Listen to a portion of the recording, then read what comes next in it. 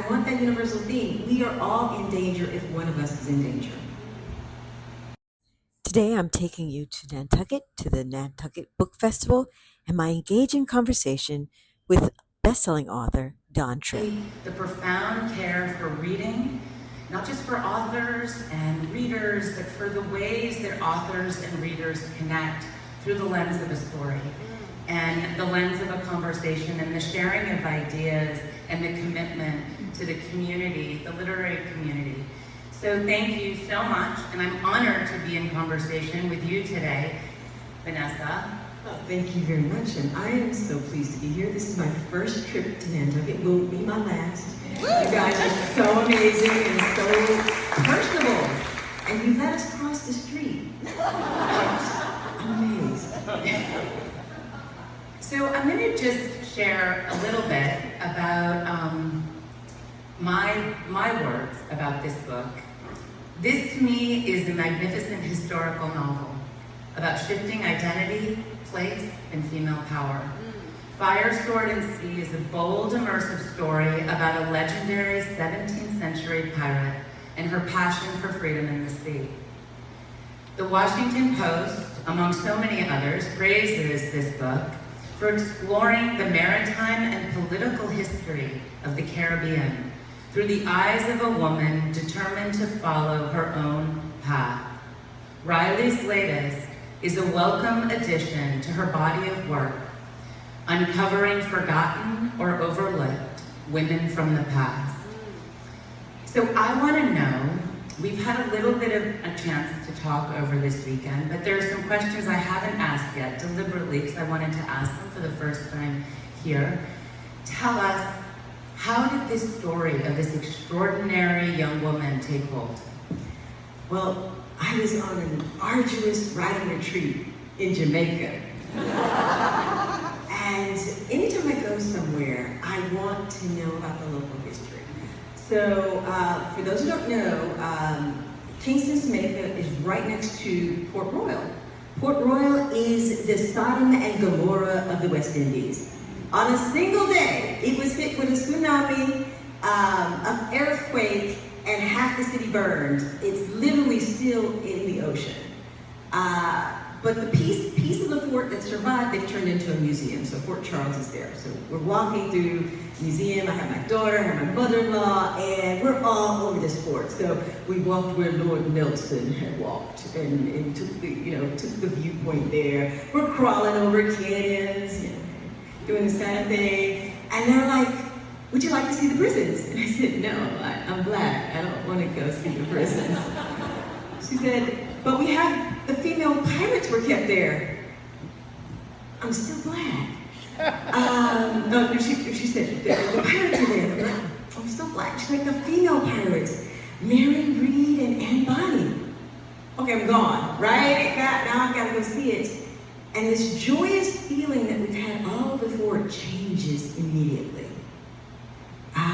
We learned later that Mary Read actually died there.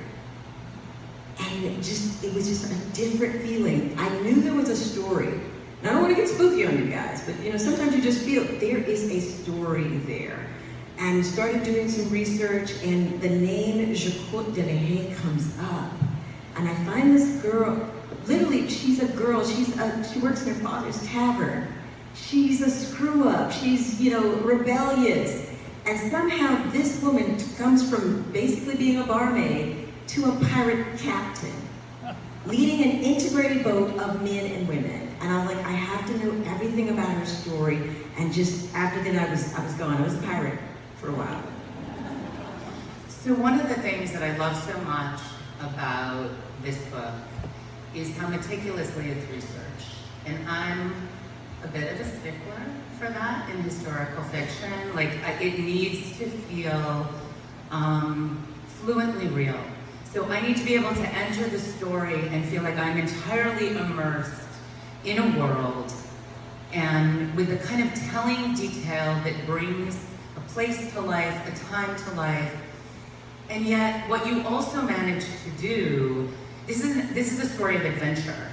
So you are a master storyteller. You have an incredible sense of pace, arc, narrative drive, and yet every detail is so precise and it rings. So tell me about that balance between research and how you did this research of a woman who, by many accounts, is only a legend. Yes. So whenever you research women, particularly beyond 2000, if you go far back, it's very difficult. I guess we had better things to do than to write stories and diaries and whatnot. I mean, we are so fortunate to have Anne Frank's diary so that we could get that viewpoint of her lens. So what often happens with these women, I have to look at their friends. So Michelle LeBasque, a famous pirate, is one of her friends. Anne de Ver, a pirate woman who marries Lawrence de Graaf, who's the richest pirate during this time frame. They are all friends, so it's almost like sometimes people want to erase the women who did these, call them legends, because they couldn't have possibly have done all these amazing things, but yet she's friends with this real person, and she's friends with this real person, and she's friends with... I leave it to you. That's why in every one of my books, I do an extended author's note so that you can see behind the scenes all of the kind of decision making I had to in order to come up with this story. I also have an extended bibliography, so if you want to translate the French, you go right ahead. But there is a hurdle for women and women of color, Black women. When I started writing, people didn't assume that we could get into such rigor. And at the same time, I know this may be the first time somebody is pouring into Kingston or Port Royal or Portugal, and I want it to be as authentic as possible. So I want to get the details right. I want you to feel like you are safely on that boat with your boat, that you're a crew member, and that you've got a mission that you have to do. So it's a delicate balance of all the different details that make it feel real and authentic, but yet not a science project, because I will take you into some weeds, and so you're battling yourself, but the story has to win. You didn't pick up an encyclopedia. You picked up a story that you want to be transported, and that is my first and ultimate goal. So to your author's note, to the point about your author's note, the author's note comes at the end of the book. I highly recommend, when you get this book, that you actually read the author's note first. Because to me, it is such a frame for how you choose to interrogate history. And and there's a line in there that I want to kind of unpack a little bit with you. You write, chattel slavery was the universal standard of wealth in the 1600s. While anyone from anywhere could be enslaved, the harshest and most brutal form of enslavement were reserved for Africans. That quote, I went back through after I read that at the end of the book, and I read the book again. Because I wanted to understand, the landscape that you had created, the world of a place that you had created. And you don't just create a place in a seasonless way. You create the turns of season, the sort of the wetter seasons, the dry seasons, the smells. We're so in that world. And yet you're also interrogating the politics, the parameters, the human dynamics in that world that form so much of where we are today. And I just was wondering if you would talk about the way those themes, and the way the age of slavery really kind of drove your passion to tell her story. Because you also write, there's a line in the book, not in the author's note, where you talk about how skin color does not offer any protection for a woman. Yes. So, Jacquot, in this world of the 1600s, women have only two places. You're either a wife or a wench, or as a friend said, a hoe or a housewife. That is it. You marry well. Jane Austen got it exactly right. That speaks to the mobility of your children, it speaks to the level of education your children can achieve. It's all about marrying well. But Jacoda's working for her father, and she's hearing all these stories of the pirates that are coming in. And they're spending large sums of money on the food and the ale, and she's hearing these stories, and she wants more. But I take pains in the book to show that all these women want more, but everyone is in danger. At that point in time, the French was trying to defeat Spain in colonizing the West Indies. So they would literally have an agreement with the king to steal French women off the streets. They would take them from the prisons first, then they would steal them off the streets. They would shackle them and throw them in the bottom of, does that sound familiar? French women, this is happening too. And then for 3 months, they're in the bottom of a boat, very little light. They get to Tortuga, and their choices are, you're either going to be sold as a wife, or you're going to be sold to the brothels. That is enslavement. Is it as bad as child slavery? Some would say yes. But their children would be free. That is one of the distinctions with chattel slavery. You are born into the system, you will continue to be in the system until somehow you are paid for and you are bought, made free. There are instances in the book, because I don't want to give spoilers, but enslavement of various forms affects everyone, because I want that universal theme. We are all in danger if one of us is in danger. Chaos that allows for a certain gender fluidity, that allows for a certain social mobility. And I'd love to talk now about Chocolat. She is an unforgettable character. She is a daughter, a sister, an orphan, a wife, a pirate, a buccaneer, a lover, an enemy, a killer, an adventurer who plots the war of liberation. She's also a survivor, and her father gives her advice that to compromise is to survive, and she doesn't compromise.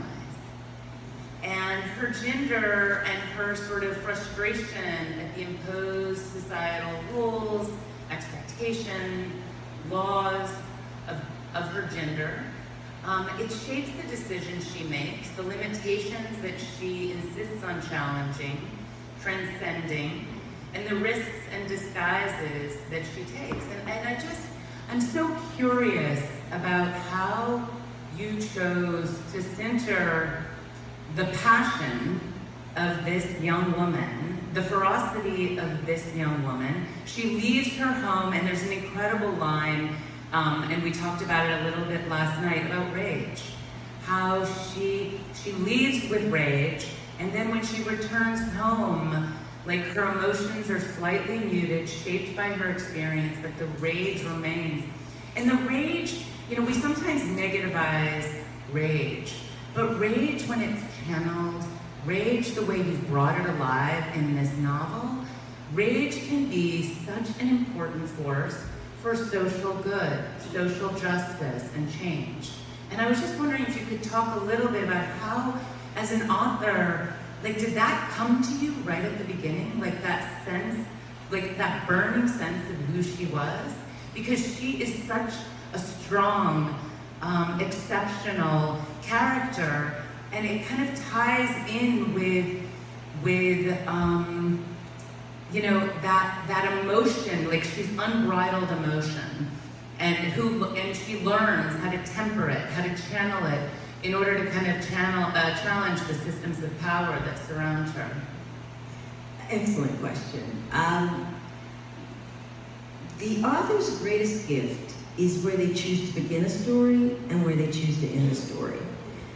There are times like I love that, by the way. Some of you Just wrote it down in my head. Yes. Because, for every character, everyone, I have to know cradle to grave. I have to know where they're born, I have to know every aspect of their lives. But sometimes I'm not necessarily going to show you the birth scene. I'm not necessarily going to show you the death scene. I'm going to leave you on a high note because there's too many people afraid of history. And I want you to be so excited and motivated that you want to pick up another book and learn more about everything that has been hidden and now newly discovered. But there's those choices. For me, I'm reading of all the conditions that are going through. And we talked about the chattel, to go back to that for a minute. So in this world, slavery exists. There is a TikTok where there's a young man, they asked the class, what was the most traded entity in the 1800s? And he raises his hand, and the teacher goes correct, because the young man was African American, right? I am doing this research, and in my hubris, I find, first of all, pirates had chances to actually write letters. Some of the most amazing letters I've read were when some of the pirates are apologizing to the British Navy for stealing the ships. I thought that was just a fascinating thing.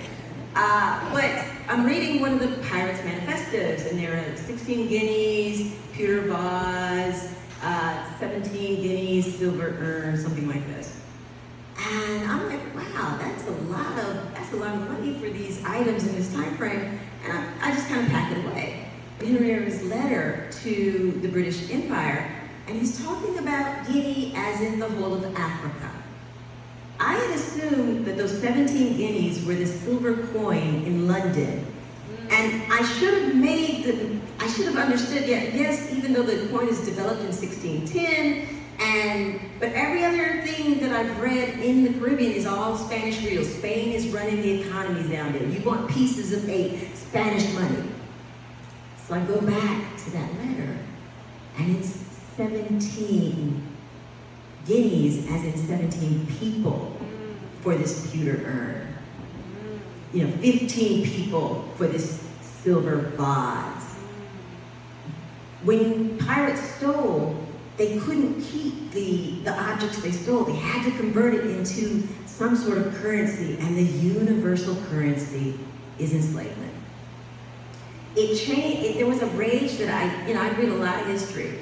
There was a different level of rage in me that I hadn't recognized. Probably need therapy for, but that's a whole other story. And at the same time, I'm writing this book. I don't want it to be an angry book. I want it to show, because you miss something if all you focus was on the anger. And even in somebody's worst day, there is always moments of joy and hope. And the strength of Jacquot to survive all of these various things, navigate all of these power prisms, and to keep moving. I wanted that to be the thing that you take away. So it's a careful balance of presenting the history, but also presenting the humanity right along with it.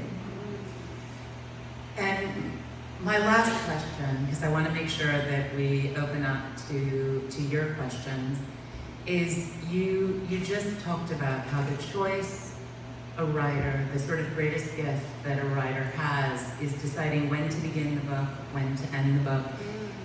This book begins with a passage called Twilight, and it ends with another passage called Twilight.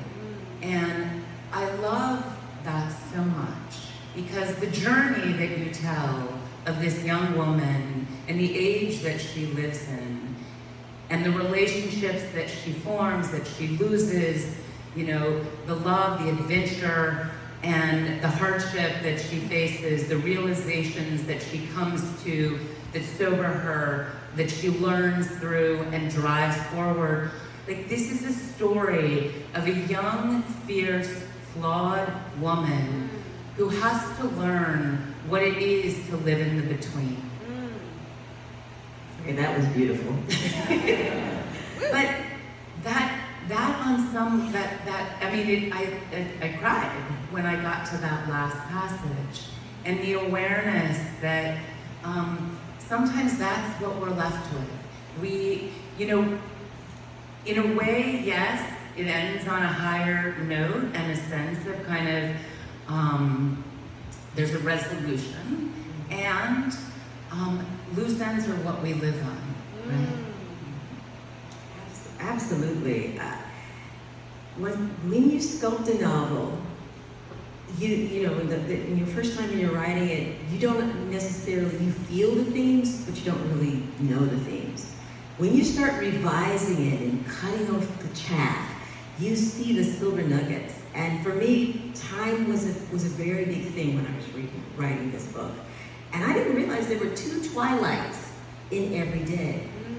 That's 2 opportunities to make something new of yourself and to change, or to think about something that you thought of in the morning that might have just kind of just brushed past you. Now it's the twilight and the sunset that you can really think about. And so this woman, she lives, she loves, she loses.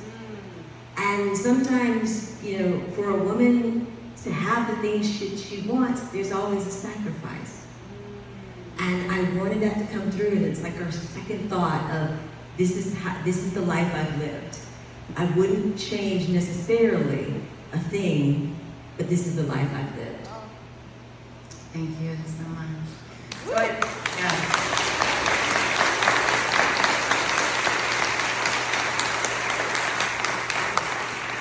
So I know you have questions. There must be questions.